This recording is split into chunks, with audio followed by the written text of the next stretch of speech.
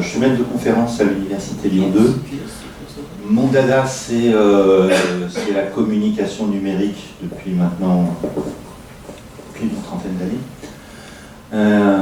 Et donc, je me suis intéressé d'abord aux jeux vidéo, et puis à tout ce qui touche à l'interactivité et aux communautés qui échangent à travers les réseaux et à travers les échanges aussi en dehors des réseaux, et ce qui m'a amené à m'intéresser des communautés virtuelles, à celles notamment du logiciel libre.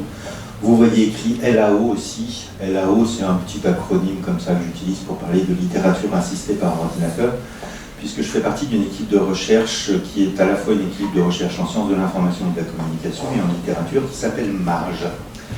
Voilà, alors j'ai fait des tas de trucs dans ma vie, j'ai fait du développement multimédia, j'ai bossé un petit peu pour la presse informatique, j'ai fait webmaster très longtemps aussi, et puis un peu de consulting, etc. Voilà.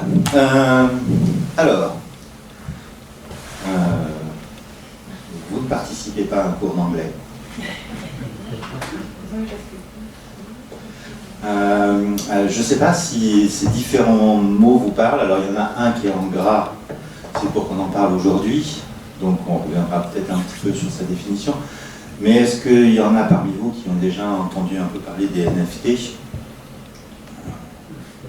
Ouais, un peu. Est-ce qu'il y en a qui en ont acheté? Ok. Bon, bah, je vais faire une conférence pour les pauvres. Heureusement, c'est pas payé au chapeau, hein. Moi, ça m'a garé. Alors, d'autres mots qui sont à l'intérieur de ça. Vous avez le terme de blockchain. Alors, ça, est-ce qu'il y en a qui ont déjà entendu ce mot? Ouais, un petit peu. Est-ce qu'il y en a qui... Alors, du coup, vous voyez ce que c'est la blockchain ou... Ne vous inquiétez pas, je reviendrai sur ce que c'est que la blockchain. Peer-to-peer. Alors, pour les sociétés de droit d'auteur, peer-to-peer, eux, ils l'écrivent P-I-R-E. C'est le pire du pire pour eux. Parce qu'ils ont peur que les gens ils échangent de la musique et du cinéma et qu'à cause de ça, ils risqueraient de devenir pauvres. Or, depuis que cette technologie existe, ils n'ont jamais été aussi riches. Donc, leurs craintes sont peut-être pas justifiées. Mais on parlera de peer-to-peer parce que le peer-to-peer, c'est une technologie qui a été mise au point au départ pour justement faciliter les échanges entre personnes. Peer-to-peer, ça veut dire de pair à pair. Et pourquoi on va l'évoquer ce soir? C'est parce qu'un certain nombre de mécanismes qui font fonctionner les NFT, et derrière les NFT, l'autre mot, qui lui est a priori en français, crypto-monnaie. Parce qu'en anglais, je redis cryptocurrency, ou currency, et ben ça repose en vérité sur ces technologies qui avaient été élaborées pour les échanges de fichiers, qui font en fait qu'on va avoir des échanges entre un certain nombre d'opérateurs, on ne peut pas dire d'individus, mais un certain nombre d'opérateurs qui ont le même niveau à l'intérieur de cette chaîne et qui vont échanger des informations les uns avec les autres, justement pour que fonctionne cette fameuse blockchain. Et cette blockchain, eh ben, c'est ce qui va permettre aussi aux NFT de fonctionner. Donc on voit que tout ça, ça va être lié ensemble. Et ben, on va essayer de lier un petit peu ces choses pour voir un petit peu ce qui se cache derrière. Pourquoi on parle des NFT aujourd'hui? Parce que grosso modo, le truc que vous voyez ici au milieu, ce qui s'appelle Merge, c'est vendu. Alors c'est une image. C'est une image qui a été réalisée en 3D, mais c'est une image qui a été réalisée par un groupe d'artistes sous le pseudo de PAC. On ne sait pas exactement qui est derrière, mais n'empêche que l'an dernier, à peu près à la même époque, ce truc-là s'est vendu à plus de entre 90 et 100 millions de dollars. Donc, c'est une image. Et ça s'est vendu par l'intermédiaire d'un NFT. Et on va voir ce que c'est que le NFT, mais vous avez peut-être aussi entendu parler des NFT il n'y a pas très longtemps, parce qu'il y a eu un procès d'un chirurgien orthopédiste parisien qui a été pris, entre guillemets, la main dans le sac, à vendre une radiographie d'une jeune femme qui avait pris une balle dans le bras lors des attentats du 13 novembre 2015. Et donc il a essayé de vendre cette radiographie sur Internet via les fameux NFT, enfin non, de transformer en NFT. Un peu comme, alors certains choisissent des œuvres d'art, mais on voit du coup que ce n'est pas forcément des œuvres d'art, mais c'est des objets qui vont avoir pour vocation d'être uniques. Alors, je vais revenir sur ce qu'on met derrière le terme de NFT. NFT, c'est là encore une expression anglophone qui veut dire non-fungible token. En français, on dirait jeton non fongible. Alors, avant d'être sur le non fongible, on va être sur le fongible. Le fongible, c'est en quelque sorte qu'un objet peut être remplacé par un autre. Une balle de tennis peut être remplacée par une balle de tennis. Donc on voit tout à fait que ici, un objet de même valeur peut être remplacé par un objet de même valeur, de même nature et de même type d'usage. Un objet non fongible est un objet qui serait unique. Prenons un exemple classique à chaque fois qu'on parle des NFT, c'est la Joconde. La Joconde, le tableau de la Joconde, n'est pas remplaçable par un tableau autre que la Joconde. C'est un tableau unique. Éventuellement, il peut y avoir des copies, des bonnes copies, mais ça ne sera jamais la Joconde, parce que la Joconde est un objet unique qui a sa valeur en tant que tel. Et donc, le principe d'un NFT, c'est de transformer, ou de créer, plus exactement, un fichier qui va être comme un espèce de certificat qui va attester qu'un autre fichier, voire un objet, et même, on pourrait aller plus loin, un tatouage, pourrait être certifié numériquement comme étant unique. Et de ce fait, n'appartenir qu'à une seule personne. Alors, ça va être quelque chose d'un petit peu bizarre, puisque certaines des personnes que je rencontre de temps en temps, et avec lesquelles je suis plutôt en accord, considèrent que justement ce qu'on a gagné avec le numérique, si le numérique a quelque chose de parfaitement extraordinaire et de génial, c'est que c'est une technologie qui permet de copier, qui fonctionne sur la copie, dont l'ADN, c'est copier, copier, recopier et recopier à l'infini, et à peu près à l'identique. À part s'il y a un dysfonctionnement, c'est fait pour faire des copies à l'identique. Donc, vous l'avez remarqué, quand on fait des photos, eh bien, vos photos, vous pouvez les copier, les envoyer à machin, bidule les trucs. Vous pouvez les avoir sur une clé USB, sur un disque dur, sur un autre disque dur, et autant que vous voulez. Que les mécanismes même de fonctionnement d'un ordinateur, c'est de copier des informations qui sont quelque part, sur une clé USB, et d'aller les copier ailleurs, en y faisant au passage peut-être des transformations, soit pour le copier sur un disque dur, soit pour le transformer en une image qu'on va afficher à l'écran, mais toujours est-il que les mécanismes de fonctionnement de l'informatique, c'est de transformer des informations ou de les copier d'un endroit à un autre, d'une mémoire vers une autre, d'un périphérique vers un autre. Par périphérique, on entendra un clavier, un disque dur, un écran, etc. Donc ça, c'est à ça que sert au départ un ordinateur.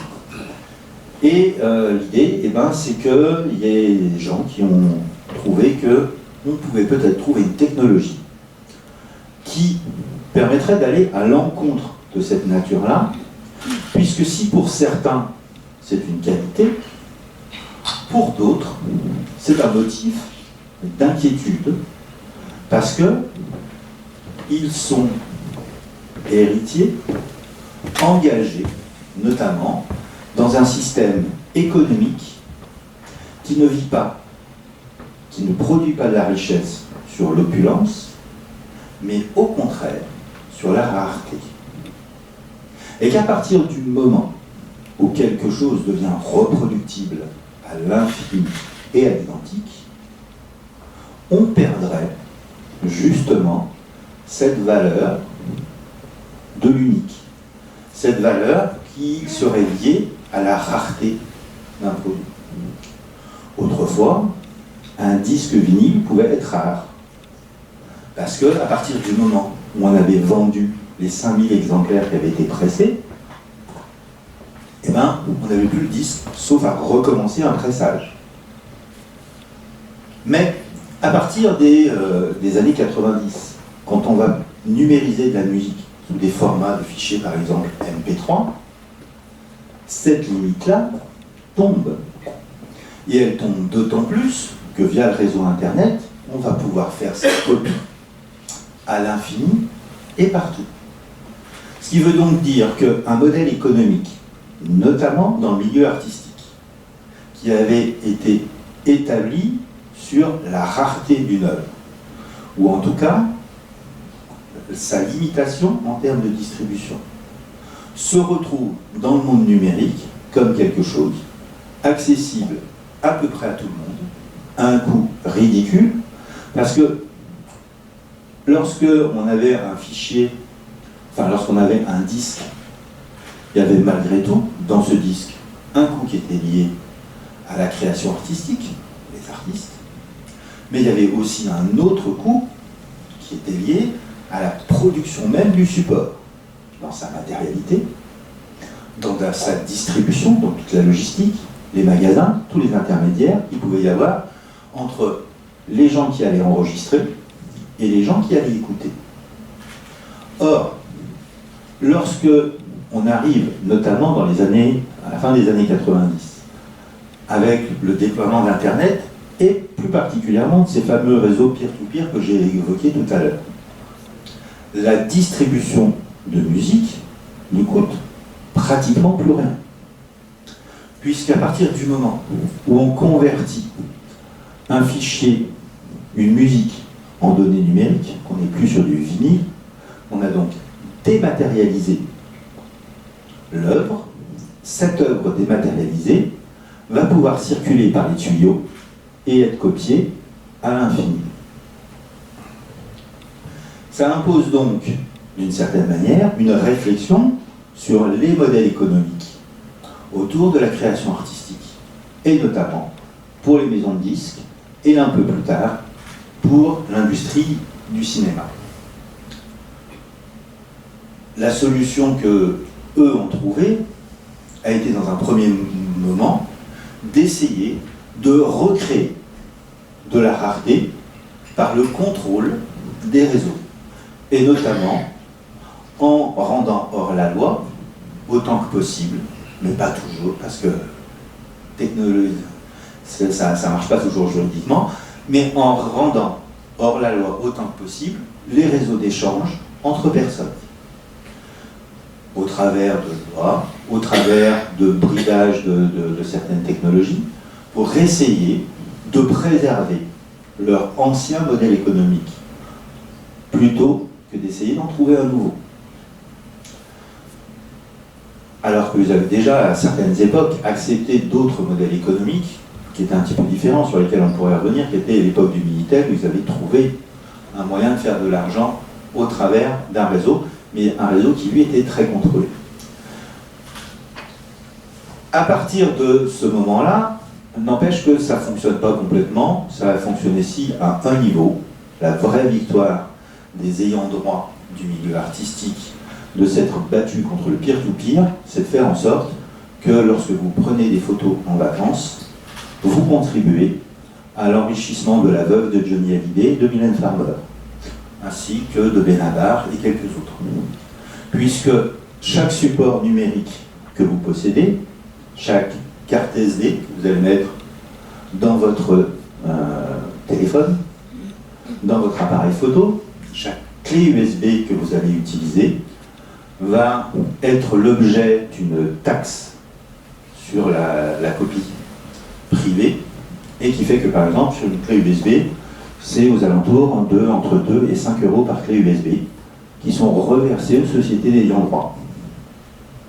Donc, sous prétexte, ou au nom du fait que vous êtes susceptible d'utiliser cette technologie-là pour faire des copies, une part de votre patrimoine à vous, de ce que vous allez en faire véritablement, est utilisée pour financer des créateurs qui, eux, sont rémunérés, non pas parce qu'ils ont besoin d'être de nouveaux créateurs, mais d'abord et principalement parce qu'en termes de sondage, c'est eux qui ont les meilleures statistiques et la meilleure audience que les autres. Et donc on va avoir une répartition essentiellement au prorata. Plus vous êtes vers le haut, plus vous gagnez, même si une part est conservée pour aider la jeune création. Donc voilà à quoi a servi essentiellement la bataille du peer-to-peer, et elle a permis, sinon autrement, à d'autres sociétés de comprendre que ces technologies-là étaient intéressantes, et on va les retrouver dans les crypto-monnaies. On va voir pourquoi on va parler des crypto-monnaies.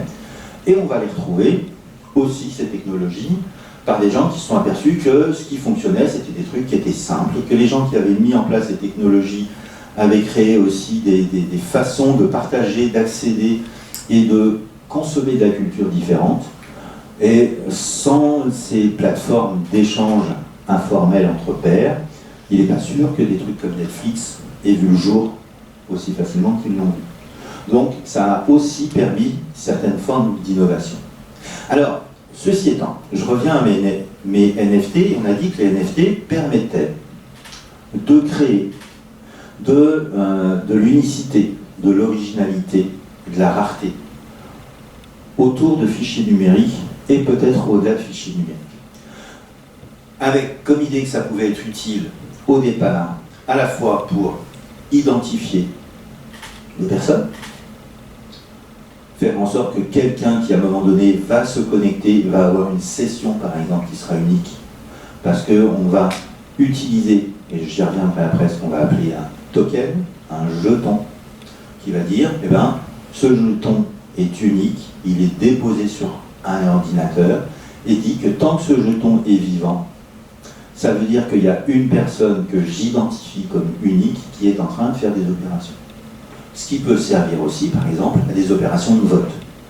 Même si à l'occasion, je vous dirais, je ne suis pas un fan du vote électronique.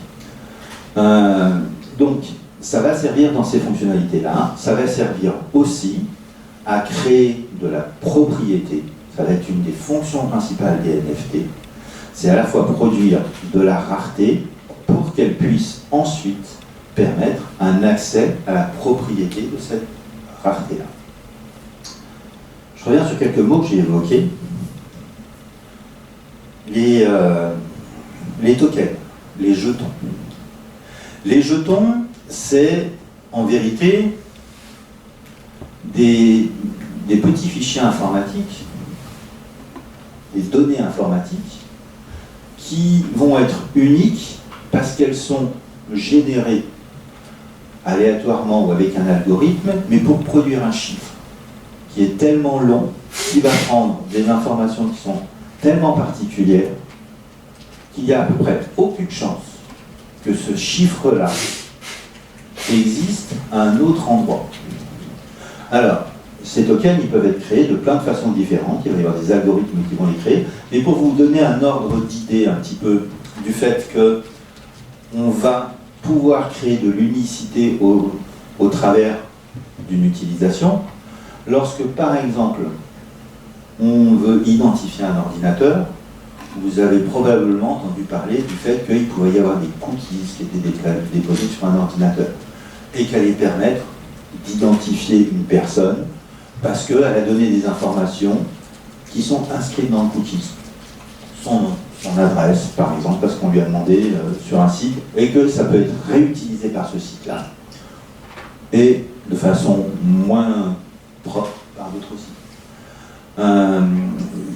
Donc, ça fait partie des choses, des informations qui peuvent être retenues.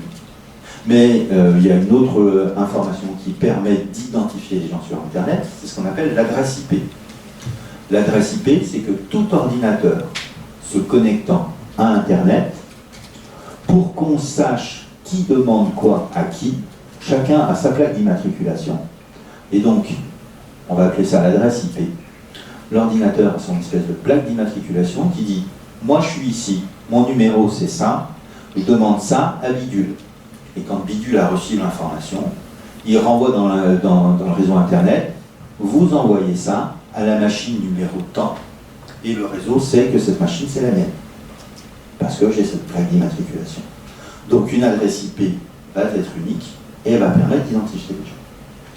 Mais ceci étant, il existe encore d'autres manières, qui vont être plus empiriques, qui vont être par exemple une manière qu'on appelle le fingerprint, l'empreinte digitale, ou l'empreinte d'un ordinateur.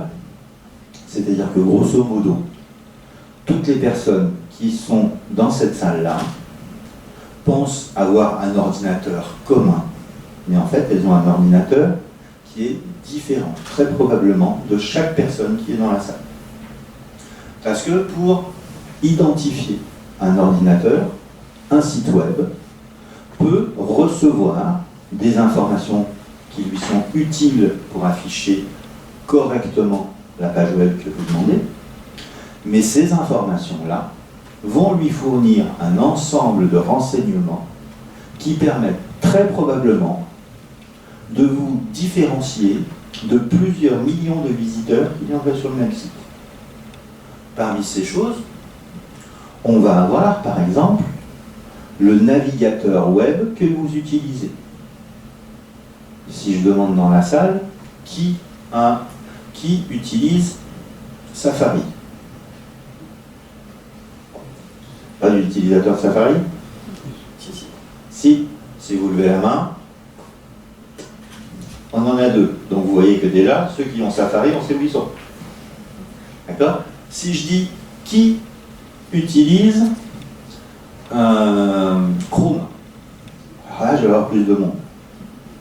Mais sur Chrome, je pourrais vous demander aussi qui utilise l'extension qui permet de se connecter sur un site particulier. Sur Chrome, je pourrais aussi vous demander, est-ce que vous avez tous la version 2? Pour certains de Windows 11, d'autres vont avoir Windows 10, d'autres vont être sur Mac et d'autres vont être sur Linux. À partir de là, les 8 personnes que j'avais, très probablement, n'ont presque plus la même machine. Si à ça je rajoute la taille de l'écran, qui n'est pas la même d'un ordinateur à l'autre, si je rajoute à ça les polices de caractères que vous avez installées sur votre ordinateur, parce que ça, votre navigateur, il les connaît, plus la langue, plus votre fuseau horaire, etc., etc., vous voyez qu'avec un certain nombre de ces critères, qui sont généralement nécessaires pour afficher proprement une page web, on va pouvoir différencier chacun et chacune des personnes qui viennent visiter un site. Et donc, reconstituer ce qu'on va appeler une espèce d'empreinte digitale, le fingerprint. Un token, c'est quelque chose qui va être généré par certains sites pour que pendant la durée où vous êtes sur ce site-là, on sache que c'est bien toujours vous qui êtes sur le site. Par exemple, si vous allez sur un site pour faire des opérations administratives et où on ne peut pas se gourer sur le fait que c'est bien vous.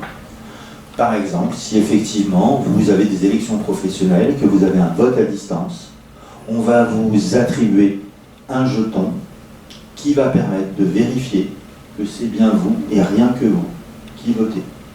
Et selon la nature de ce jeton, sa pérennité, sa durée de vie sera plus ou moins longue. Donc on va avoir des jetons temporaires, on va avoir des jetons qui durent plus longtemps. L'autre terme que j'ai utilisé, c'est celui de la blockchain. La blockchain, c'est donc une technologie qui a été mise au point pour partager des informations entre plein d'utilisateurs différents, ou plus exactement, plein de tiers différents. Ça s'inspire des réseaux de peer-to-peer. Un réseau de peer-to-peer, ça veut dire que chaque personne est un relais du réseau et va à la fois pouvoir demander des choses aux autres et en même temps faire circuler des choses des uns vers les autres. Le principe de la blockchain, c'est, on pourrait considérer qu'un espèce de livre dans lequel on va noter ce qui va se passer, par exemple les opérations financières. Le principe de la blockchain, c'est qu'une blockchain, c'est un grand livre qui est partagé entre des dizaines de milliers de personnes. qui vont noter dans ce grand livre qui a fait quelle opération avec qui et à quel moment. La particularité, c'est que ça va être chiffré avec un algorithme qui est connu par les gens, mais qui en même temps, cet algorithme ne permet pas aux gens qui sont les relais de se fouiller dans les affaires des autres. Donc à la fois ils servent de relais, la seule chose qu'ils peuvent vérifier, c'est que l'opération qui a été enregistrée dans le grand livre chez eux est la même opération qui a été enregistrée dans le gros livre de la personne qui fait la même chose qu'eux un peu plus loin. Et vous avez comme ça des centaines, parfois des milliers, parfois des millions d'ordinateurs, parce qu'en réalité derrière ça va être des ordinateurs, qui vont gérer ce grand livre et vérifier avec les voisins qu'on a bien la même chose. Sans savoir exactement à qui ça appartient, ils ne peuvent pas savoir à qui ça appartient, mais quand une opération va être faite, ils peuvent techniquement comparer le résultat de l'opération qu'ils obtiennent et dire si j'ai le même résultat, c'est qu'on est d'accord sur la façon dont se fait l'opération. Si au milieu de ces différents opérateurs, il y en a un qui était corrompu et qui veuille modifier le grand livre des comptes dans son coin, et il rajoute un zéro à machin ou à bidule. L'opération suivante qui serait comparée à celle des autres ordinateurs de la fédération dirait mais comment ça se fait que toi tu n'as pas le même résultat que nous? Nous, on prend les chiffres qu'on a comme toi, on prend le grand livre, il y a machin qui donne des sous à truc, on est tous d'accord sur cette transaction-là, nous on obtient tous un résultat, et toi tu as un résultat différent. Donc, on peut pas faire confiance, donc on te met de côté. Et donc à partir de ce moment-là, c'est parce qu'ils ont tous le même mode de calcul, la même technologie de calcul, qu'ils vont tous vérifier le grand compte. En gros, c'est comme s'il y avait plein de banquiers qui étaient indépendants les uns des autres, au lieu qu'il n'y ait qu'un banquier qui traite avec le banquier de la banque d'en face.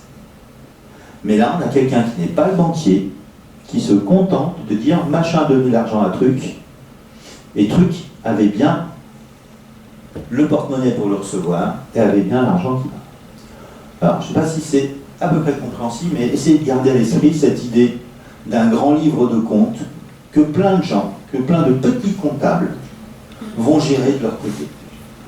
Alors, pourquoi les comptables ils font ce boulot-là? Ils font ce boulot-là parce que ça leur rapporte, ou ça peut leur rapporter. Il y a un appât, à un moment donné, un attrait, on va dire plutôt un attrait, qui est que, par exemple, parfois vous avez peut-être pas entendu parler, quand on parle de crypto-monnaie, comme le Bitcoin, qu'il y avait des gens qui allaient miner du Bitcoin. En vérité, ça veut dire que ce qu'on fait, c'est que pour que des gens, parfois même aujourd'hui des grandes organisations, mettent à disposition de ces blockchains des tas d'ordinateurs, eh bien, il va falloir les récompenser.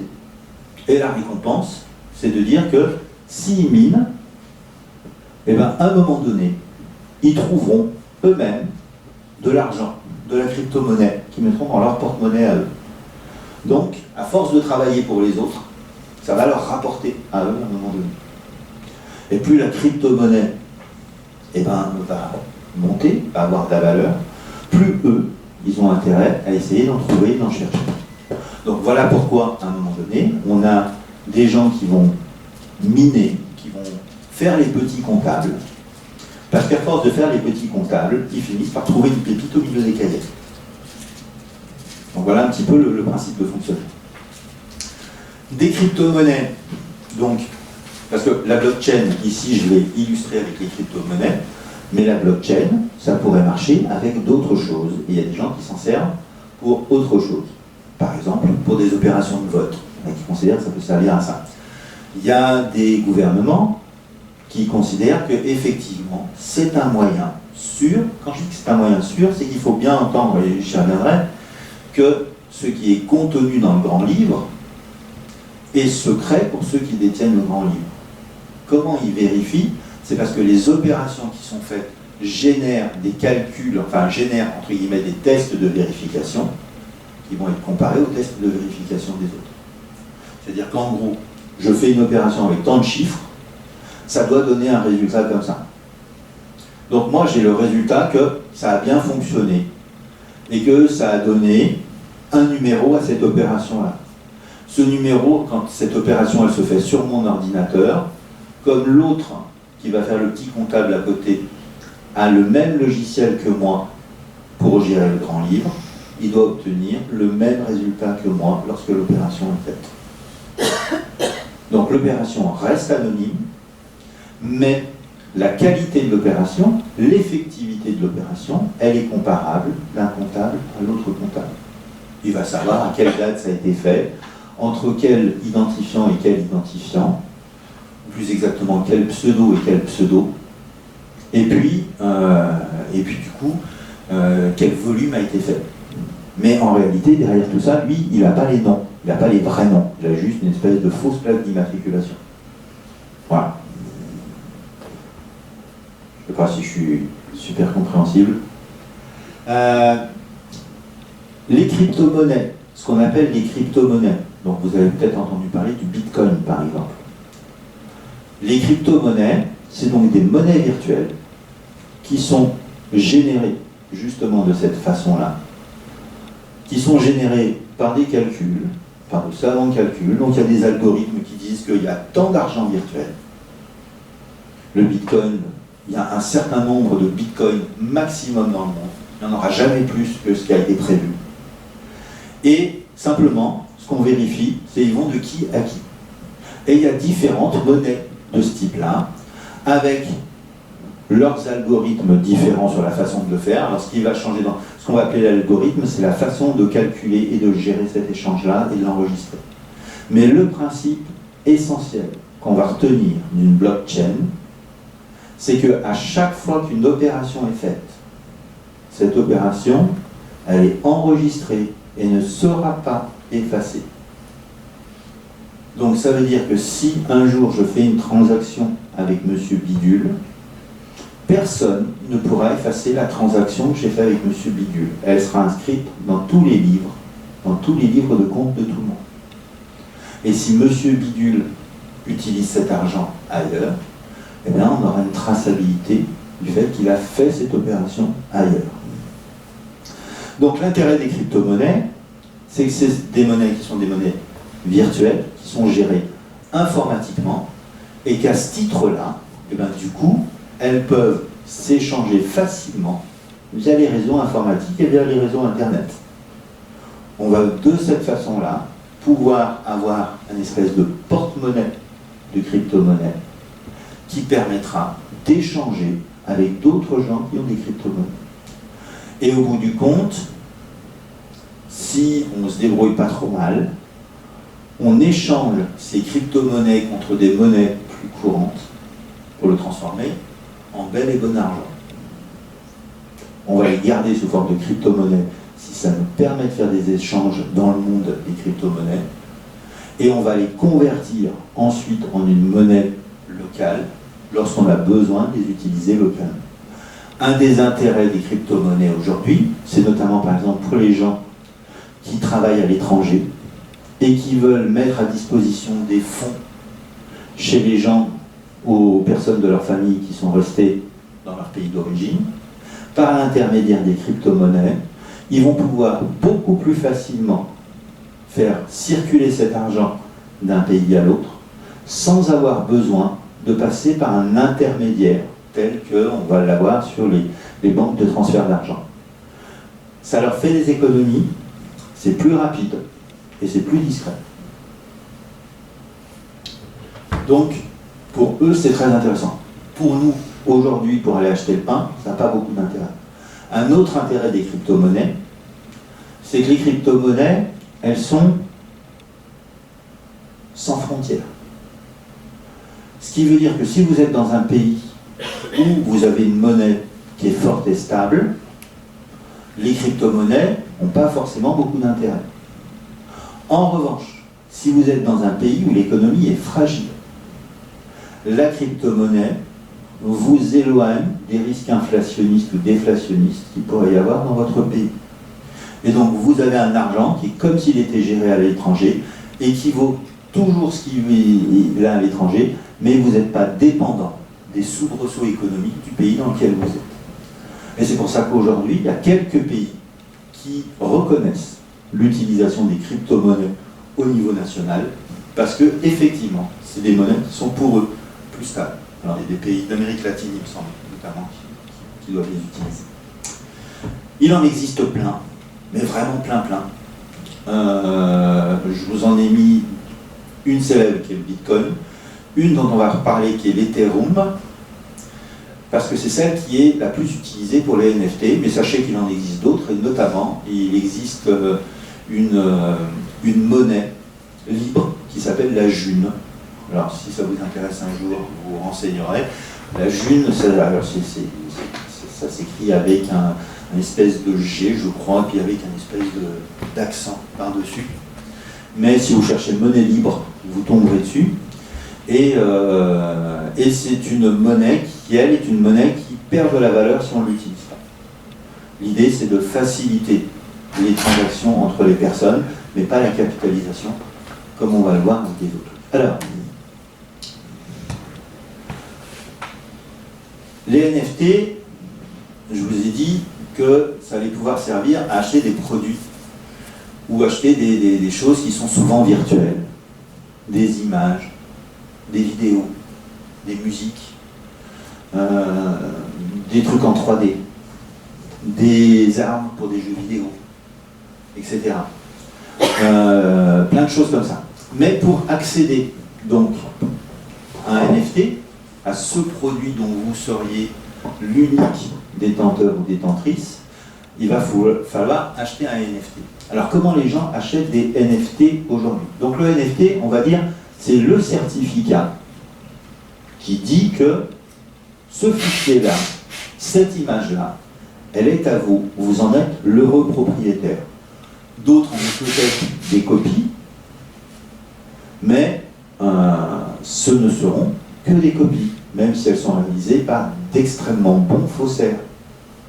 Vous aurez le plaisir de savoir que celle-ci, elle est à vous, rien que vous. Alors, pour pouvoir acheter un NFT, donc un certificat associé à un objet virtuel, ou moins virtuel, on en parlera, eh bien, on va d'abord avoir besoin de crypto-monnaies. Donc pour ça, il y a des traders sur Internet, des sites qui vont vous permettre de créer un méta-porte-monnaie. Je vais mal écrire, méta-porte-monnaie. Mais un méta-porte-monnaie qui vous permettra donc d'amener, vous, des bons euros, en disant qu'avec ces bons euros-là, vous achetez de la crypto-monnaie. On va rester sur le fait qu'on l'appelle de la crypto-monnaie. Et du coup, vous avez un porte-monnaie avec de la crypto-monnaie. Donc, pour ça, il faudra vous créer un compte, que ce compte-là, il va être authentifié à partir d'une signature. Quand on dit une signature, c'est que vous allez y mettre un mot de passe qui sera très secret, de chez très secret, et qui va permettre de chiffrer tout ce qu'il y a à l'intérieur et de tout. Par contre, il faut bien penser qu'à chaque fois que vous entendez le mot crypto, ça veut dire que si vous perdez vos mots de passe, si vous perdez le fichier qui certifie que c'est à vous, vous perdez tout. C'est comme quand vous avez oublié de faire une sauvegarde et que le programme s'éteint, et bien c'est comme si vous n'aviez rien fait, vous n'avez plus rien. D'accord? Donc ça, c'est le truc qu'on garde à l'esprit à chaque fois qu'on va parler de tout ça, et à chaque fois que vous entendez le mot crypto, c'est « mais si je ne me souviens pas de mon mot de passe, si je ne me souviens pas de où j'ai mis le fichier qui permet de vérifier ma signature, et ben vous n'avez plus rien. On ne vous reconnaît plus, vous n'existez plus. D'accord? Si vous faites voler votre ordinateur et que dessus, il y a tous vos certificats, eh ben, vous n'avez plus rien. Donc, il faut être capable de mettre en place des stratégies pour protéger ces trucs et pouvoir s'en souvenir. Une fois qu'on a notre porte-monnaie, avec quelques éthers à l'intérieur, les éthers c'est des morceaux d'hétéro. Une fois qu'on a donc notre porte-monnaie, on va pouvoir aller sur un market store. Alors, je vous en représenterai quelques-uns plus particulièrement plus tard, mais un market store, ça va être un endroit où des gens, donc c'est une place de marché en français, c'est un endroit où des gens vont proposer des NFT et dire « moi j'ai des trucs comme ça à vendre, je vends par exemple une œuvre d'art, celle que j'ai dit tout à l'heure, et je la vends éventuellement aux enchères. Ou j'ai fait un avatar, je le vends à un prix fixe, parfois de quelques centimes, parfois de quelques milliers, voire centaines de milliers, voire millions d'euros. Donc c'est moi qui vais en fixer le prix. Alors j'ai cité le cas des avatars, parce que c'est justement un des marchés aujourd'hui qui marche le plus sur les NFT, c'est les gens qui vont s'acheter un avatar, donc en fait une trombine qu'ils vont mettre sur leur profil, Instagram, Facebook, tout ce que vous voulez, qui vont s'acheter une trombine qui a un NFT, donc qui leur certifie que personne d'autre aura la même icône qu'eux. Alors c'est peut-être juste à 2 ou 3 pixels près, parce qu'il y a un petit peu plus de rouge, parce qu'il y a un petit peu plus de vert, parce qu'on a mis un bonnet à un singe, ou parce qu'on lui a mis une paire de lunettes. Mais à chaque fois, c'est un truc que vous avez acheté et que vous serez le seul à avoir. Et ben, ça fait partie des trucs qui s'achètent bien dans certaines générations actuellement. Ces 2 dernières années, il y a des gens qui aimaient ça. Qui aimaient s'acheter un truc pour dire de la même façon qu'il y en a qui s'achètent une paire de Nike. Et c'est pas plus ridicule, finalement, pour quelqu'un qui est confiné en 2020, de s'acheter un avatar qui vaut le prix d'une paire de Nike. Parce que la paire de Nike, elle ne vous fait pas aller au bahut plus vite que les autres. Mais vous vous sentez mieux d'arriver au bahut avec ça. Et ben c'est pareil, quand vous arrivez sur votre compte de réseaux sociaux avec tous les copains et les copines qui sont autour, vous êtes content de leur dire hey, moi je me suis acheté un avatar, je suis le seul qui l'ai. Ça se tient à peu près de la même façon. Donc on est dans une logique identitaire sur laquelle il y a des gens qui vont s'y retrouver. Donc il y a des stores qui sont plus ou moins dédiés à des achats particuliers. Il y en a qui sont spécialisés dans n'importe quoi, il y en a qui sont spécialisés dans l'art, il y en a qui sont montés par des artistes et qui mettent des droits d'entrée à l'entrée, ou qui font de la sélection sur qui a le droit d'exposer, parce que c'est devenu, ces places de marché sont aussi à certains endroits considérables comme des galeries d'art. Il y en a qui vont considérer qu'aujourd'hui, certaines places de marché sont des galeries d'art. Une fois que vous avez trouvé le NFT qui vous plaît, avec vos crypto-monnaies, vous allez pouvoir acheter ce NFT. Et ce NFT, donc, vous allez avoir un certificat qui va généralement être géré par la plateforme sur laquelle vous l'avez acheté, qui va stocker et rendre disponible, ou vous permettre de rendre disponible, la visibilité que c'est vous qui avez le certificat du NFT correspondant à ça. Donc, vous achetez une image, si vous voulez, vous allez pouvoir la faire imprimer sur un beau papier, la mettre en photo ou l'afficher dans votre salon, ou alors si vous avez un écran, vous pouvez avoir vos NFT qui vont tourner en boucle, et puis vous allez pouvoir montrer aux gens que, ben, effectivement, au lieu de retourner le tableau, vous allez montrer que sur la galerie, c'est bien vous qui les avez achetés. Donc voilà un petit peu cette idée, c'est la 5e étape, on va partager sa collection ou ses NFT en réseau. Comment on crée un NFT? Créer un NFT, c'est presque aussi simple, si ce n'est presque plus simple que d'en acheter un. C'est ce qui va en faire le succès. Alors, ici, le principe, étape par étape, je vais vous le décrire, mais il faut imaginer que pour un artiste qui va vouloir, ou pour une personne qui va vouloir créer un NFT, il n'est pas obligé de faire toutes ces étapes à part. C'est que lorsqu'il va s'inscrire sur une place de marché, généralement une grande partie de ces opérations vont être faites simplement lorsqu'il va déposer son image, déposer son fichier. Par exemple, il a écrit un poème, il met son poème sur sa place de marché, et la place de marché va se charger de faire les premières étapes. En particulier, alors le fichier numérique, c'est la personne qui va vouloir faire créer un NFT, qui va fournir le fichier numérique, et j'insiste bien, fournir le fichier numérique, pas forcément le créer. Rappelez-vous, tout à l'heure, quand on a parlé du chirurgien, c'est pas forcément lui qui a fait la radio. C'est lui qui l'a récupéré, c'est lui qui a récupéré le fichier de la radio, c'est lui qui l'a déposé. Mais vous avez, j'en parlerai par exemple, un artiste français qui a râlé contre les NFT, parce qu'il y a des gens qui ont repris certains de ses personnages pour les déposer avec de légères modifications qu'ils avaient le droit de faire sur des plateformes de NFT. Et ils en ont déposé des dizaines et des dizaines, et ils ont gagné plein de sous avec. Je reviendrai sur cette histoire parce que ça ne s'est pas fait illégalement. Mais typiquement, vous avez une image qui vous plaît, quelqu'un vous a donné une photo, rien ne vous interdit sur certaines plateformes de NFT de prendre cette image, de la déposer et de dire je veux créer un NFT avec cette image-là. Donc n'importe quel fichier numérique peut être associé à un NFT. Et donc, pour devenir cette espèce de fichier associé à un NFT, ça veut dire qu'on va créer ce qu'on va appeler des métadonnées, donc des données qui seront associées au fichier que vous allez créer. Et tout ça va être chiffré. Donc, chiffrer, c'est une opération qui va permettre de mélanger les données et de les inclure ensuite dans la blockchain en disant ce fichier qui va avoir cette empreinte-là, qui a été déposée à tel endroit, eh bien, il appartient aujourd'hui à telle personne. Donc, la plateforme, elle s'occupe de tout.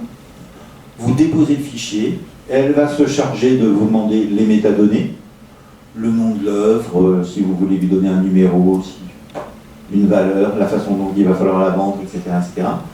Et ensuite, elle va lui associer les métadonnées et chiffrer le tout pour que ça soit ensuite référencé dans la blockchain qui est associée à cette plateforme-là. Chaque plateforme de NFT peut avoir une blockchain différente, elles n'ont pas forcément la même blockchain. Vous verrez quand je vous les listerai qu'il y en a une par exemple qui est très célèbre, qui ne faisait pas ça au départ, mais qui faisait des ventes aux enchères, spécialisée dans l'art et les ventes aux enchères, qui aujourd'hui a sa propre plateforme de NFT. On verra aussi qu'il y a une entreprise qui fabrique des jeux vidéo qui fait ça aussi.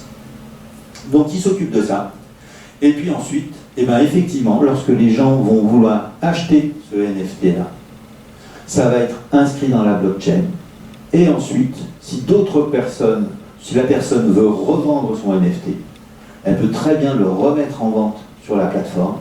Et à partir de ce moment-là, que quelqu'un d'autre l'achète au même prix, plus cher, etc. Ça dépendra entièrement des règles de la place de marché.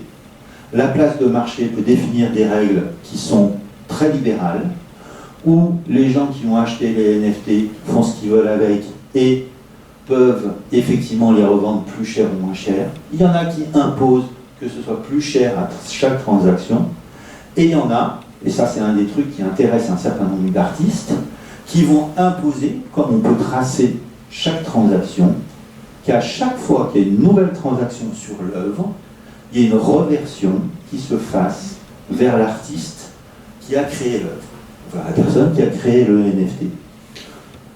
Ce qui va être la différence entre un Van Gogh qui vend contre un repas un tableau, puis après, peu importe le prix où va se revendre le tableau, Van Gogh, il ne fait plus partie de l'achat. Là, dans le monde des NFT, s'il avait, entre guillemets, vendu ces tableaux sur une plateforme qui rémunérait à chaque transaction l'auteur originel, et bien à chaque fois que son tableau se serait revendu, serait passé d'un collectionneur à un autre collectionneur, avec ou sans plus-value, lui, il aurait touché quelque chose sur la transaction. D'accord ? Donc ça fait partie potentiellement des effets positifs. mais potentiellement, puisque ça fait partie, entre guillemets, de la règle que va produire la plateforme. Mais l'œuvre n'est visible que par son propriétaire. Ben, ça dépend. Il peut la garder que pour lui. Il peut la garder que pour lui, mais il peut la montrer à tout le monde. Il peut la montrer à tout le monde, et son petit plaisir personnel, c'est de dire « c'est de la mienne ». Vous la voyez, parce que j'ai envie de vous la montrer. Vous pouvez la prendre en photo, mais le vrai fichier, si fut-il qu'on puisse dire comme ça, mais le vrai fichier ou le vrai propriétaire, c'est moi. Si je décide que demain, ça vaut 1 €, eh ben, ça vaudra 1 € demain. Et si je décide de le vendre plus cher parce que vous voulez pouvoir frimer dans les soirées en disant que c'est à vous, eh ben, vous allez pouvoir payer plus cher. Mais on peut imaginer, là je vous ai pris l'exemple du marché de l'art, mais on peut très bien imaginer que les NFT peuvent servir à autre chose. Et à être un espèce de jeton qui vous permette, par exemple, d'assister à des conférences à l'université populaire. Et l'université populaire, alors c'est pas du tout dans son esprit, d'accord, mais pourrait distribuer un certain nombre de jetons correspondant au nombre de places qu'il y a dans la salle, et puis ne plus s'occuper après de qui vient. Simplement, il faudrait présenter le jeton qui dit « j'ai une place dans la salle ». Et un jour, vous ne pouvez pas venir, et bien vous louez votre jeton à quelqu'un d'autre, ou vous le vendez à quelqu'un d'autre. C'est vous qui décidez. Donc ça peut être un droit comme ça. Ça pourrait être un droit pour tout un tas de choses, pour voyager, pour accéder à un musée, pour accéder à une ressource qui est limitée parce que, pourquoi pas, je sais pas, hein, peut-être que les NFT un jour ça servira à prendre l'avion. Parce qu'on dira que le nombre de personnes qui peuvent prendre l'avion sur Terre doit être limité parce que pour le réchauffement climatique, Greta Thunberg, etc., on ne peut pas tous prendre le bateau. Mais qu'il y en a qui veulent continuer à prendre l'avion, et bien peut-être qu'il y aura des jetons place dans un avion qui seront à vendre entre personnes. Et que soit c'est un tirage au sort par les compagnies, soit éventuellement il y a un marché des places d'avion. Pourquoi pas? C'est un exemple qu'on peut imaginer. Donc voilà un petit peu le fonctionnement. Alors, qu'est-ce qu'il peut y avoir comme contenu? J'ai mis contenu NFTisable. NFTisable. Il y a plein de... Faudrait mettre, ça peut prendre un pluriel, c'est pas grave. Donc, principalement aujourd'hui, c'est souvent des artistes contemporains qui vont opter pour ce modèle des NFT parce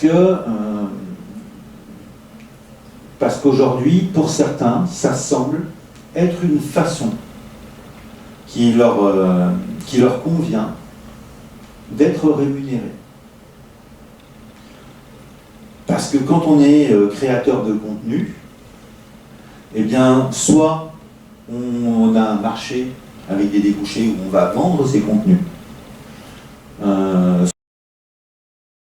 soit on a des mécènes, soit on est dans un système académique, entre guillemets académique, c'est-à-dire qu'il y a une institution qui vous reconnaît vos compétences d'artiste et vous paye à produire des œuvres, à produire des happenings d'une manière ou d'une autre, ou à produire des dispositifs, à produire des vidéos. Soit, eh bien, effectivement, pour certains, l'idée c'est que les NFT permettent d'avoir une relation beaucoup plus directe avec leur public, et de cette manière-là, de se passer des intermédiaires en dehors de la plateforme pour échanger leur création ou pour mettre à disposition leur création directement auprès des publics qui souhaitent l'acquérir. Et en ça, aujourd'hui, c'est pas tellement différent, si ce n'est qu'il n'y a pas de marchand d'art entre les deux, mais c'est pas tellement différent de quelqu'un qui peindrait un tableau et qui vendrait son tableau directement aux gens qui viendraient l'acheter dans son atelier. Ou qui irait sur un marché des créateurs pour vendre son tableau. Donc on est dans une logique qui est assez similaire et qui s'applique effectivement plutôt très bien, qui est plutôt très bien adoptée par les gens qui vont être par exemple effectivement des vidéastes, des gens qui font de la vidéo, c'est les mêmes, des gens qui font de l'image, que ce soit de la 3D, que ce soit donc ils vont créer des images sous différentes formes et sous différentes techniques et technologies, ou que ce soit, pourquoi pas, de la musique.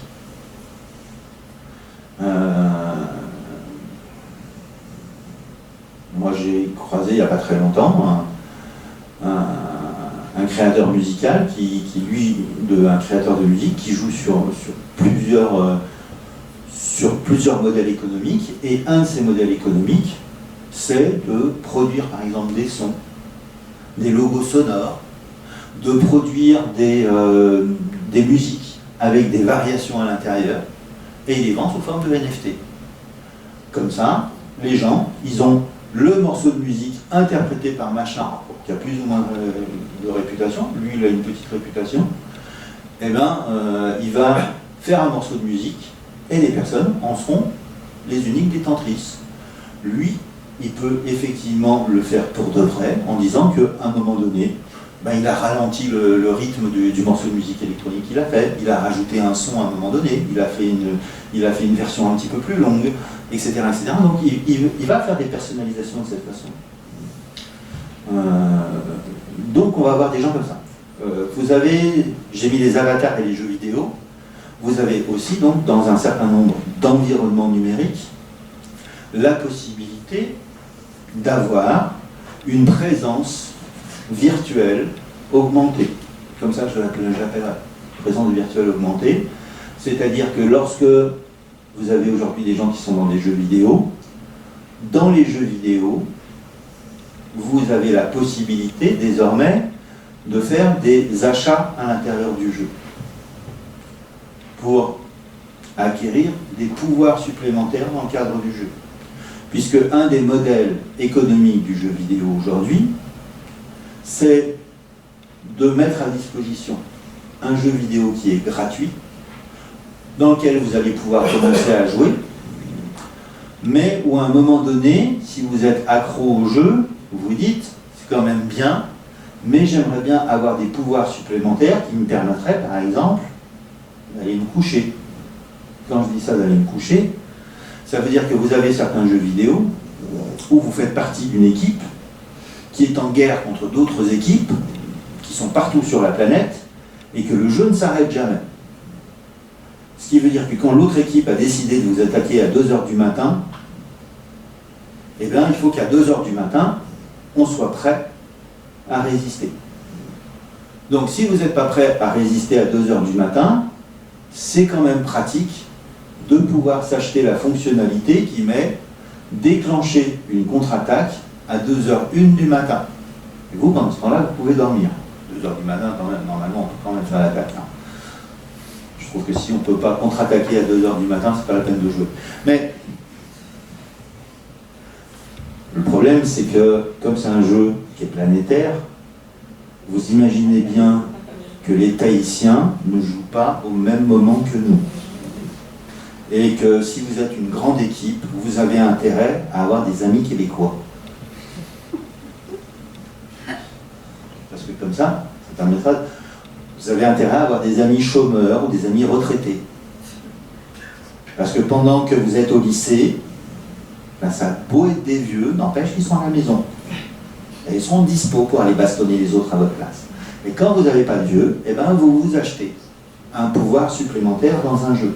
Donc, il y a des pouvoirs que tout le monde peut acheter. Et désormais, vous avez des plateformes, comme des éditeurs de jeux comme Ubisoft, qui vont proposer certains pouvoirs sous forme de NFT. Donc vous serez le seul à avoir un revolver à 7 coups. Et les autres, ils croient que vous avez 6 coups. Ça va leur faire drôle. D'accord? Donc voilà un petit peu cette idée qu'on peut avoir des choses comme ça. J'ai mis les cartes Panini parce que vous avez la possibilité. Alors, vous avez probablement connu les vignettes Panini qu'on remplissait dans toutes les Coupes du Monde et où il manquait toujours, alors pas Mbappé parce que celui-là on est quand même, il est très attractif, mais on ne peut pas le rendre trop rare non plus. Mais vous allez avoir quelques joueurs qui sont très rares, donc qui vont être difficiles à trouver, qui font qu'on achète les pochettes, etc. Ça, c'était ce modèle-là. Le modèle des NFT, c'est pareil, on va créer de la rareté sur certaines cartes, ou on va créer de la profondeur dans les cartes. Quand je dis qu'on va créer de la profondeur dans les cartes, je vais prendre l'exemple des NFT que fait la NBA. La NBA, donc la Ligue de basket professionnelle américaine, a son site de NFT, sur lequel ils vont vendre des cartes de jeu où vous avez les joueurs, mais vous allez avoir la vidéo du panier magique. Mais vous n'avez pas tous les paniers, vous avez certains paniers. Il y a certains paniers où vous serez les seuls à les avoir sous un angle particulier. Et on vous les vend à vous. Après, libre à vous de les montrer aux autres ou pas. Mais voilà un petit peu la façon dont on peut fonctionner. Et puis vous avez la possibilité aussi d'avoir des objets, des contenus personnalisés, et notamment parmi les gens qui vont s'intéresser à ça, il y a tous les gens qui sont des collectionneurs de contenus particuliers, mais vous allez aussi avoir par exemple aujourd'hui des travailleurs du sexe qui sur Internet vont gagner leur vie de cette façon-là en vendant des photos, entre guillemets, dédicacées à certaines personnes. Tu auras la seule photo de moi où je porte tel type de sous-vêtements avec un petit lapin entre les bras. Donc, et de cette façon-là, ça permet de créer plein de petits contenus qui sont personnalisés, qui pour un public un peu fétichiste, vont être attractifs et permettent de mobiliser. Alors, des plateformes, il y en a plein. Je ne vais pas rentrer dans le détail, mais vous avez, parce que je l'ai déjà évoqué à un moment donné, et là la liste n'est pas complète, il y en a vraiment plein, qui vont être plus ou moins dédiés. La plus célèbre, c'est OpenSea. C'est celle où vous pouvez trouver tout et n'importe quoi. Des radios du Bataclan comme des œuvres d'art originales. Et puis après, vous allez en avoir certaines qui sont dédiées, celles de la NBA, ils vendent que des trucs qui sont en raccord avec le basket. Et puis vous allez en avoir d'autres qui sont plus exigeantes. Par exemple, Nifty Gateway va vérifier que les gens qui déposent les fichiers, c'est eux qui les ont créés. Ils en sont les propres créateurs. Et vous voyez la toute dernière, celle qui est tout en bas, Christie's, donc la célèbre salle de vente londonienne, new-yorkaise aussi je crois, ils ont leur propre NFT et ils vendent de l'art contemporain par cet intermédiaire-là. Économiquement, dire que c'est quelque chose qui est important économiquement, c'est pas sûr. Mais que ce soit une bulle spéculative, très probablement. Pendant combien de temps elle va durer, on ne sait pas. En ce moment, elle est flottante. En 2021, il y a eu 115% de croissance.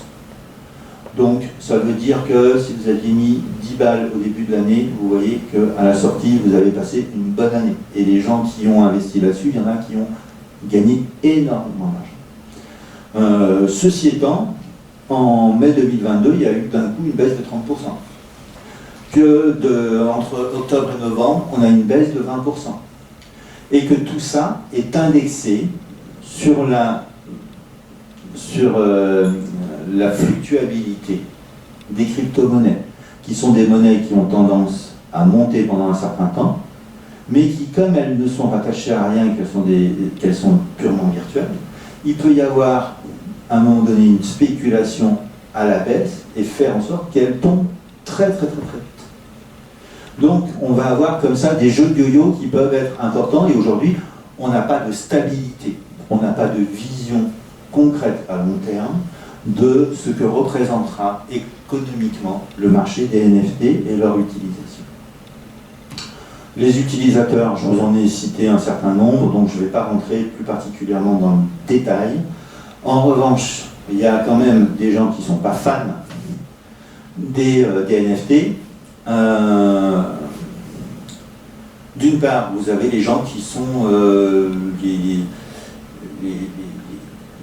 les créateurs du numérique, qui sont parfois aussi un peu des anciens hippies et libertaires, qui ont pensé une technologie qui était une technologie du partage. Le principe d'Internet, au départ, c'est avant tout de créer un espace de commun.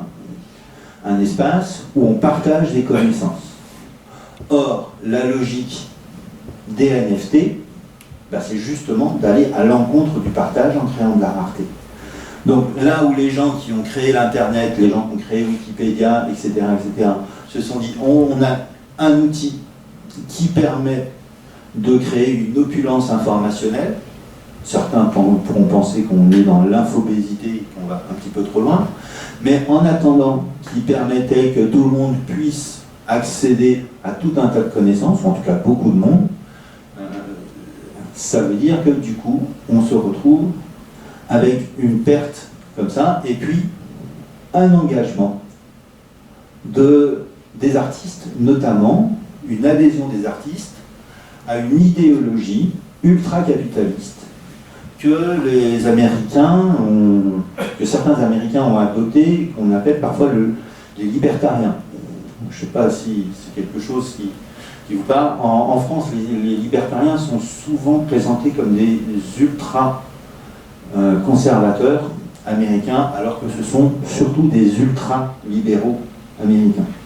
Ils ne sont pas forcément très proches des ultra-conservateurs américains. Par contre, il y en a quelques-uns qu'on connaît et qui ont des profils assez particuliers, parce que si je vous parle de Jeff Bezos, de pire, Elon Musk,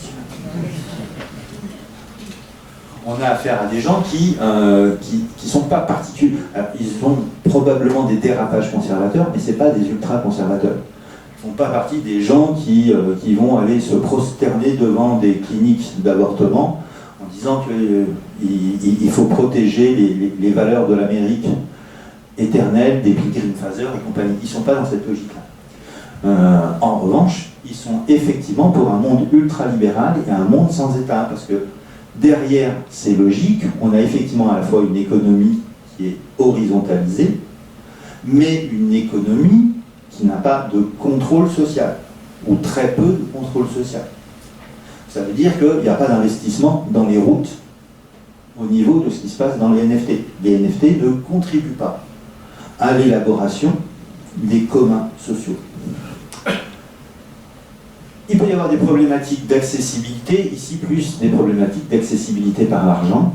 Déjà que le numérique n'est pas forcément accessible à tout le monde, et bien on se retrouve avec une difficulté d'accès par l'argent, mais aussi, dans le cas des NFT, d'une accessibilité par la connaissance et la compétence.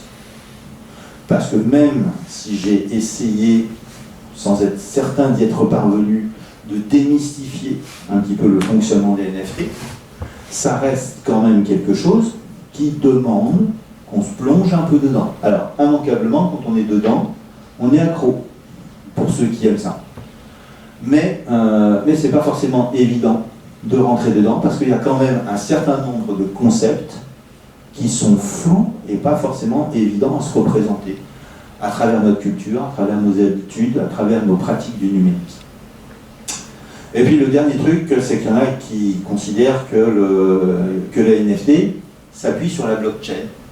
Donc des tas d'ordinateurs qui travaillent pour vérifier les grands livres de compte, donc vérifier entre guillemets la preuve de travail, et que tous ces ordinateurs qui travaillent, ben, ils utilisent de l'électricité, ils chauffent, ils utilisent des matériaux, des terres rares, etc. Il faut bien penser, hein, je mets un petit coup quand même sur le Green IT et sur toute la sobriété numérique à laquelle on nous invite. Vous ne cassez pas la tête à effacer vos emails avec des pièces jointes. Ça a absolument un impact quasiment nul sur votre empreinte numérique. Si vous voulez faire un vrai effort, vous installez Linux sur un ordinateur qui a 3 ans, il durera 5 ans de plus, et là, vous allez vraiment faire péter les choses. Parce que dans le numérique, ce qui coûte cher à la planète, c'est le matériel. Si 80% de votre empreinte carbone numérique, elle est liée au matériel. Donc ce n'est pas sur vos usages que vous allez gagner quelque chose. Vous n'allez pas gagner grand-chose sur les usages. En revanche, si vous changez d'ordinateur 2 fois en 10 ans au lieu de 4 fois, immanquablement, là vous avez fait un effort qui est déjà un peu plus conséquent. Le stockage. Le stockage, ça, c'est en train de devenir quelque chose. Le stockage commence à être quelque chose de conséquent, parce que pour stocker, on a besoin de machines, et comme j'ai dit, ce qui coûte le plus cher, c'est les machines. L'énergie. Et il y a de l'énergie derrière. Et il y a de l'énergie. Ceci étant, l'énergie, on arrive à la résoudre, et aujourd'hui, on est sur des coûts de stockage qui restent inférieurs au coût du transport aérien, qui lui-même n'est pas le truc qui génère de l'empreinte carbone. Aujourd'hui, ce qui génère de l'empreinte carbone, c'est un peu l'automobile, la viande, le chauffage pour les uns ou la climatisation pour les autres. C'est facile de dire qu'il y a des stades qui sont climatisés dans certains pays, quand on oublie qu'on a des patinoires qui sont chauffées dans d'autres. Donc voilà un petit peu, mais effectivement, le stockage est quelque chose qui monte, et d'autant plus que le stockage, il augmente considérablement, parce qu'on a besoin de plus en plus de stockage, puisque les constructeurs, mais ça c'est une autre histoire, nous font stocker des fichiers de plus en plus gros, alors qu'on n'en aura pas besoin. Bon, juste un exemple, juste pour illustrer, la taille des photos qu'on fait par défaut, qui sont sur nos appareils, sur nos téléphones, si on les affichait à l'échelle 1:1, si on avait un écran pour les afficher tel qu'on les a prises, il ferait la taille d'un immeuble. Par contre, rappelez-vous ce que je vous ai dit sur les supports vierges, plus la taille du support vierge est importante, plus la part de la taxe de la copie privée tombe dans les poches de certains. Donc plus vous faites des grosses photos, plus Mylène Farmer peut faire des grands concerts. Je ne lui en veux pas à elle, hein, c'est juste parce qu'elle fait partie de ceux qui vendent le plus. Enfin, certes. Par contre, s'il vous plaît, oui. Moi je suis un peu dubitatif sur la notion d'unicité de NFT, parce que l'artiste, le créateur, que ce soit en fait un peintre, un dessinateur, un vidéaste, qui décide en fait de faire sa production en fait un produit numérisable, dans le but en fait de mettre ça sur une plateforme NFT et d'en garantir l'authenticité. Il n'empêche que lui, il est toujours en possession en fait du fichier numérisé. Donc il peut très bien en fait avec un même œuvre en fait recommencer. On est sur un truc qui s'appelle la confiance. Ouais, mais bon. Non, mais on est parfaitement d'accord. C'est ce qui va faire la différence entre certaines plateformes de NFT et des gens qui y vont et des gens qui y vont pas. Moi, je vais pas sur le NFT. C'est pas mon dada, c'est pas mon truc. Mais en revanche, effectivement, il y a des gens qui déposent sur des plateformes de NFT parce qu'elles ont une exigence sur qui peut déposer, qu'est-ce qu'ils déposent et quelle confiance on peut leur faire. Parce que c'est un groupe d'artistes qui se connaissent entre eux et ils montrent leur propre plateforme. Je ne l'ai pas évoqué, mais les bonnes plateformes de NFT, les plus célèbres, elles s'appuient sur des blockchains et des conceptions de NFT qui relèvent de ce qu'on appelle le logiciel libre, l'open source. Parce qu'on sait comment c'est fait, on sait comment c'est calculé et on peut vérifier qu'il n'y a pas, entre guillemets, d'embrouille. Mais à partir du moment où c'est fait en open source, ça veut dire qu'on peut ajuster à certains projets de NFT la règle qu'on va appliquer, c'est-à-dire à quelle personne on va autoriser la plateforme de NFT.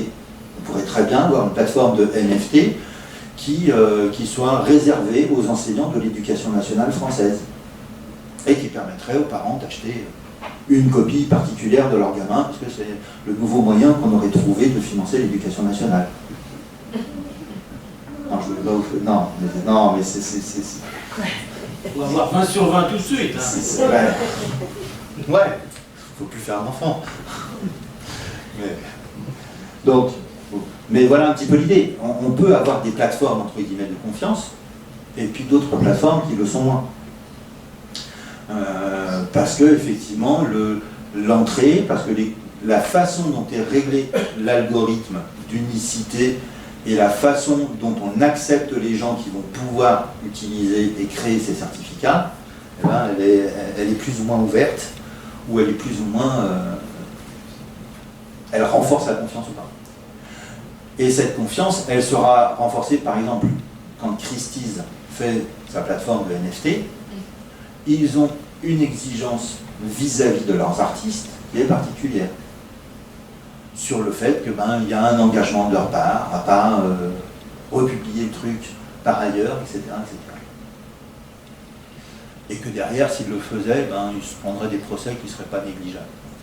Même si en fait ils bougent 2-3 pixels pour refaire en fait. Après, ça va dépendre du contrat qu'ils ont établi. Ouais, c'est ça. On est sur du contrat.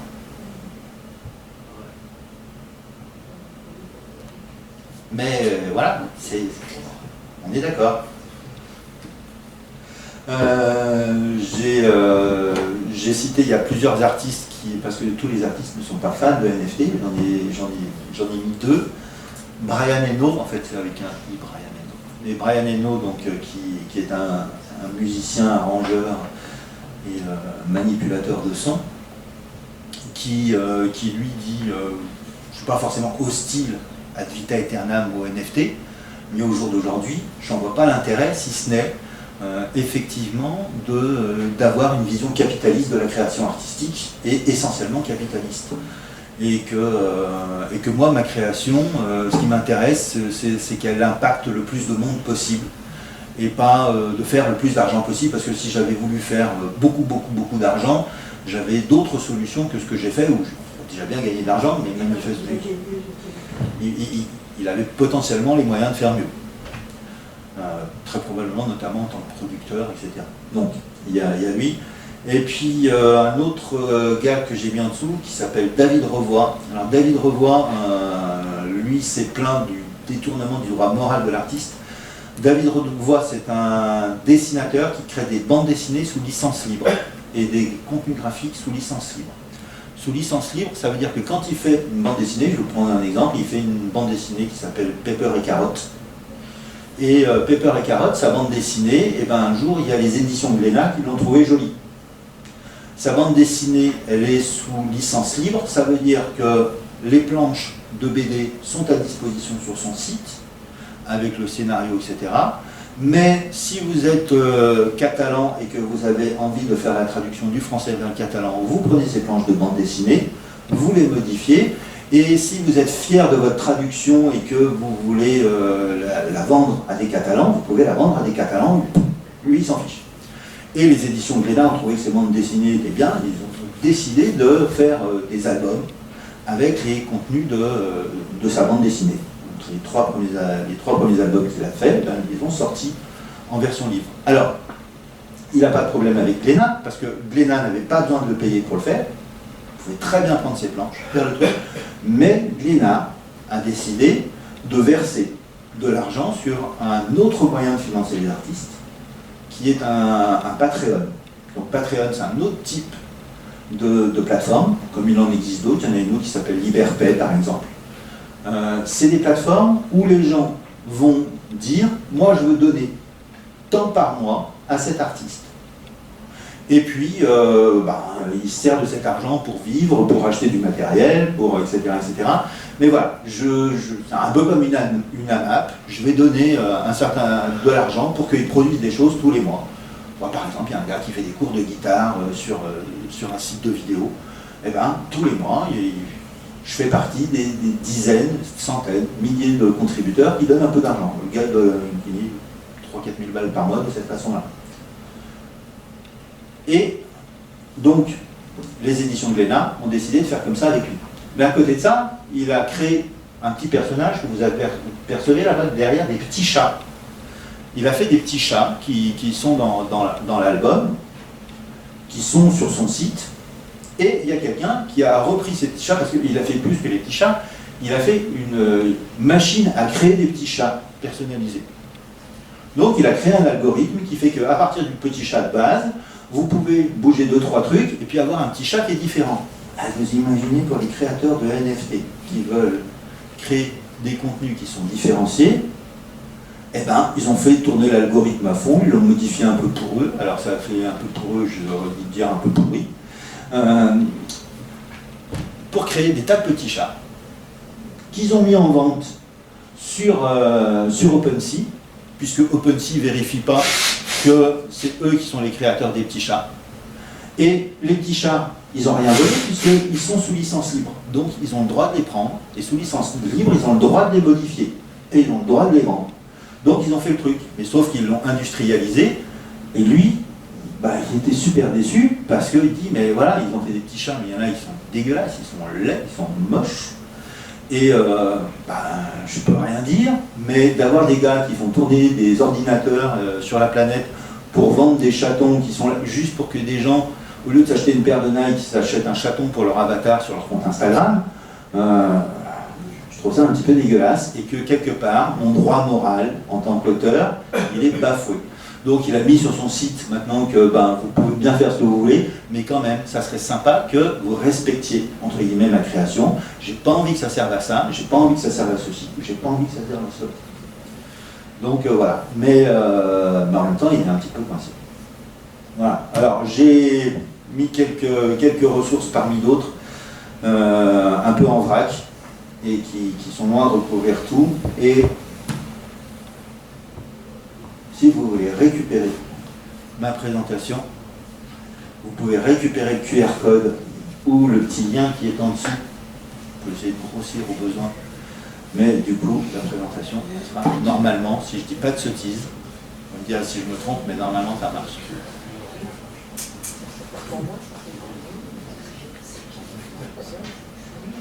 Et comme ça, je saurai tous les téléphones qui m'ont. Ouais. Merci. Voilà. Merci.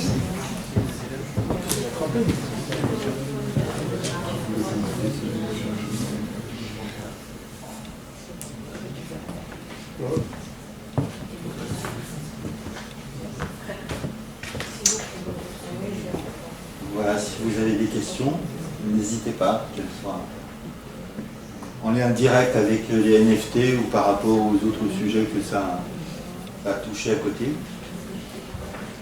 Tout à l'heure, vous avez parlé de la stabilité, enfin de la sécurité de faire des transactions à partir de crypto-monnaies pour les personnes qui avaient des monnaies instables. Et après, vous avez dit un petit peu le contraire en disant qu'il y avait une fluctuation de cette crypto-monnaie. Donc, est-ce que vous pouvez commencer? Donc, tout à l'heure, vous avez évoqué le fait que les crypto-monnaies pouvaient être une manière de sécuriser les transactions financières pour des pays qui avaient une monnaie instable. Et paradoxalement, vous avez expliqué la fluctuation de ces monnaies, de ces crypto-monnaies, et donc en quoi elles sont véritablement sécurisantes, puisqu'elles fluctuent en permanence aussi. Les difficultés qu'on va rentrer. Alors, la comparaison entre les endroits où on va préférer les crypto-monnaies à des monnaies entre guillemets de papier, c'est les endroits où les monnaies de papier, grosso modo, ne valent plus rien du tout. Ou plus grand chose, ou se cassent la figure encore plus vite que les crypto-monnaies. Par contre, il est vrai que les crypto-monnaies, elles sont très sensibles à certaines fluctuations, en tout cas certaines.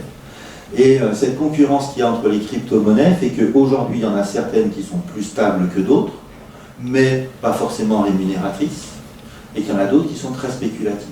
Alors, il y en a certaines qui se stabilisent, parce que c'est quand même aussi quelque chose qui est relativement récent, et il y en a quelques-unes qui commencent à avoir une certaine stabilité. Mais à ce jour, moi, je n'irai pas jouer ma retraite sur des crypto-monnaies. C'est pas l'endroit où je vais investir en me disant c'est bon, je mets des sous maintenant et j'aurai 10 fois plus quand arrive à ma retraite. Puis vu la vitesse où ça va et à la vitesse où montent les crypto-monnaies, peut-être j'aurai 100 fois plus. Parce que je vais la retraite est tellement reculé. Je vais faire un sacré. Enfin, mes enfants vont bien en profiter. Mais voilà un petit peu. L'idée, c'est que aujourd'hui, on en a certaines. Alors, par exemple, sur les NFT, elles utilisent pratiquement toutes l'Ethereum. parce que c'est une des crypto-monnaies les plus stables. Et elle est très diffusée, donc du coup, comme elle a une grosse notoriété, parce qu'il y a plusieurs opérateurs, il y a moins de risques. Mais très clairement, il y a un mois ou deux, il y a un gros trader qui a fait faillite, et ça a été le stress total. Et donc du coup, il y a une plongée, parce que, comme on l'a dit, c'est des crypto-monnaies. Le risque des crypto-monnaies, c'est que, je vous dis, si vous perdez votre mot de passe, votre clé, eh ben, vous accédez plus à votre portefeuille. Donc, il y a un risque de perdre de l'argent par oubli, il y a un risque que, entre guillemets, certains opérateurs disparaissent si c'est des opérateurs qui font les échanges. Et toute la difficulté, c'est que la crypto-monnaie, elle est stable tant qu'on reste dans le monde de la crypto-monnaie. Et la fluctuation principale, elle va être, mais comme toutes les transactions financières, en réalité, une transaction financière, tant qu'on reste dans la transaction financière et qu'on n'a pas besoin de récupérer son argent pour le convertir en quelque chose de matériel, on s'en fiche. C'est de la capitalisation, mais tant qu'on n'a pas besoin de convertir cette capitalisation en actif, eh ben, à un moment donné, on s'en fiche. Et tant qu'on reste en plus dans le monde des crypto-monnaies, où on va acheter des services en crypto-monnaie et toucher des crypto-monnaies, ces services-là, ils vont varier en même temps, ils vont avoir la même inflation. Donc, ils vont se casser la figure par rapport à l'euro, mais pas forcément par rapport à leur usage. Si je prends le cas des NFT, on a eu à un moment donné une chute des crypto-monnaies, mais en même temps, sur les NFT, comme les gens ne les revendaient pas et qu'ils faisaient que en acheter, ça n'a pas changé grand-chose pour eux. Et il y a toujours autant de monnaies entre d'Ether qui sont échangées, mais il n'y en a pas beaucoup qui sont échangés de l'Ether vers l'euro. C'est dans ce sens-là que ça va se passer. Ça va être important au moment où on va vouloir transformer l'Ether en euro pour aller faire son marché.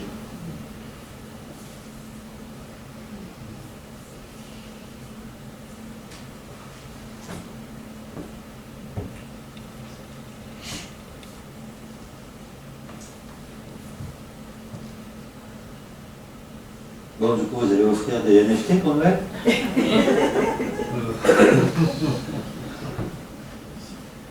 Elle n'est pas chère, hein. Ils ne sont pas tous à... Comme ça, vous donnerez l'impression d'être hyper tendance.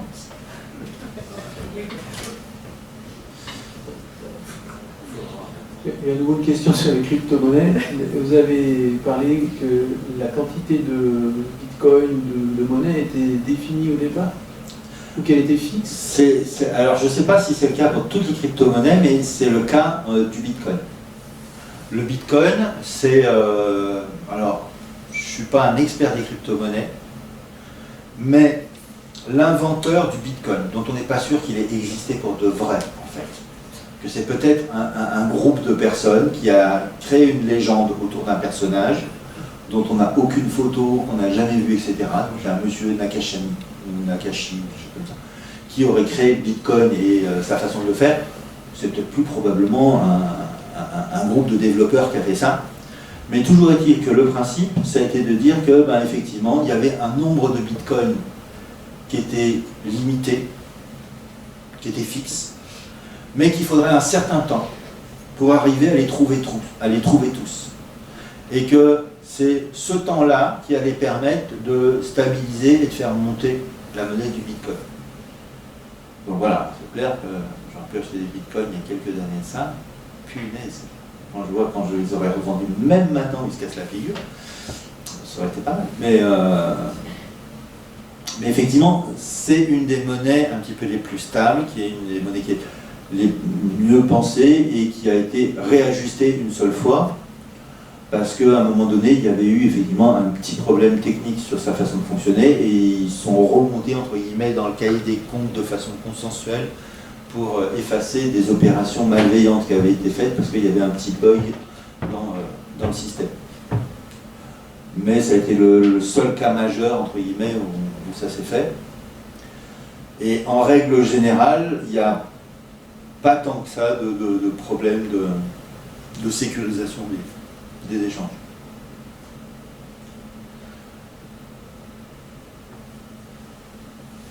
est-ce que toute cette virtualité ne nous éloigne pas un peu trop du fait que nous sommes des animaux sur Terre et qu'un jour notre condition humaine, animale, va retrouver sa place en définitive, quoi. Il y a déjà très longtemps on a inventé la spiritualité déjà, pour se dégager de notre soi-disant animalité, mais j'ai pas toujours confiance dans l'humanité plus que dans l'animalité. Oui et non, pas plus que, enfin j'ai envie de dire pas plus que effectivement tout ce qui passe par de l'abstraction à un moment ou à un autre. Et alors, il y a des parts qui vont technologiser un petit peu plus ce qu'on fait, mais pas forcément, et pas que. Et il y a quand même différents mouvements qui coexistent actuellement, qui font qu'on a aussi des jeunes générations qui sont plus terriennes que ne l'ont jamais été les 2 ou 3 générations précédentes. Moi, ceux qui font du pain à la main et cuit au feu de bois et qui vont le livrer à vélo, quand j'étais petit, ça n'existait pas les gens qui faisaient ça. Ça n'existait plus. Donc voilà, je veux dire, à un moment donné, on a vu disparaître les maréchals Ferrand, puis on voit réapparaître des maréchals Ferrand. Donc il y a des choses, mais immanquablement, il y a aussi des choses qui, dans le numérique, peuvent nous poser question. Et moi, ce qui me pose généralement le plus question, c'est l'idéologie de la facilité, comme quoi la facilité serait un bienfait que hors de la facilité, point de salut. Or, la facilité, c'est quand même l'arme numéro 1 de la docilité. Et que tout le monde... enfin, je connais personne qui est un expert, un spécialiste, ou bon dans son domaine, qui soit quelqu'un qui soit un adepte de la facilité. Que ce soit un sportif de haut niveau, ou que ce soit... voilà.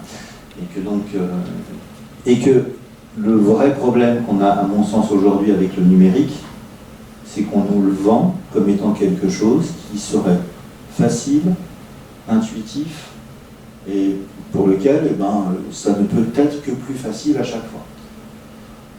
Or, aujourd'hui, je ne suis pas convaincu qu'entre les années 90 et maintenant, le numérique se soit autant simplifié que ça. Je suis loin de le croire. Je ne suis pas sûr qu'il nous facilite la vie. Par contre, je suis sûr et certain qu'effectivement, on est dans un système où on peut difficilement y échapper. Et donc, qu'il soit facile ou pas facile, de toute façon, on est bien obligé de se le coltiner.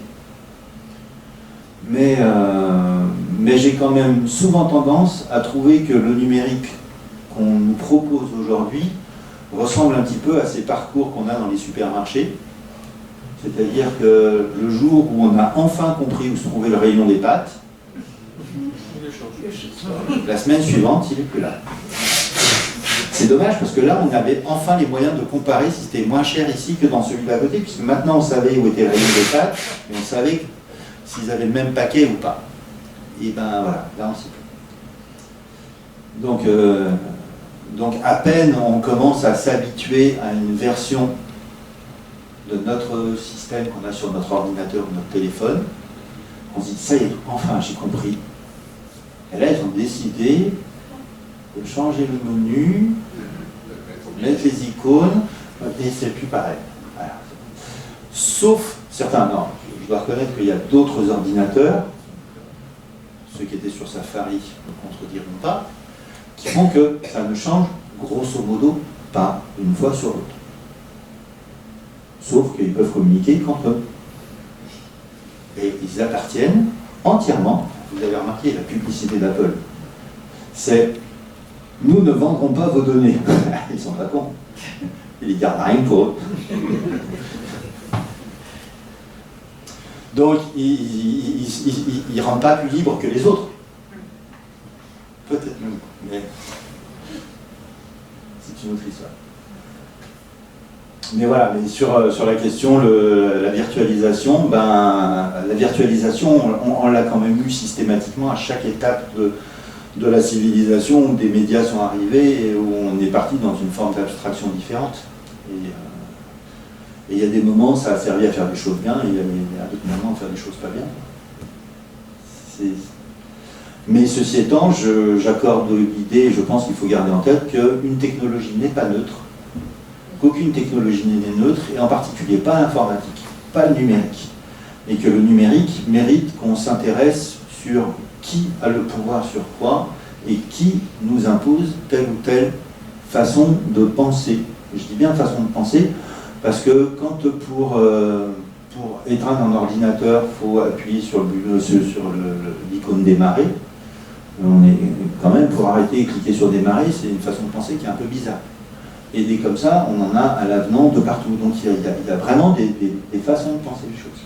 Et les NFT, eh ben, elles sont une façon de penser le marché de l'art plutôt que de le penser autrement. Donc peut-être que ça convient à certains, mais ça serait dommage qu'on ait une idée que le marché de l'art passerait aujourd'hui par les NFT et que les jeunes créateurs auraient raison de penser par les NFT. Parce que ça veut dire qu'ils adoptent une posture ultra-libérale, avec tout ce qu'elle a probablement de positif quand on est persuadé qu'on est le maître du monde et qu'on est à l'avant du Titanic, les bras en avant, mais qu'à un moment donné, on n'est pas toujours comme ça.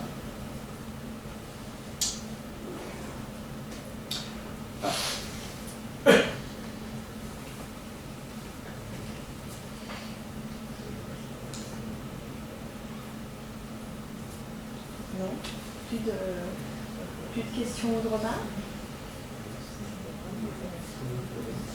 Bon, merci.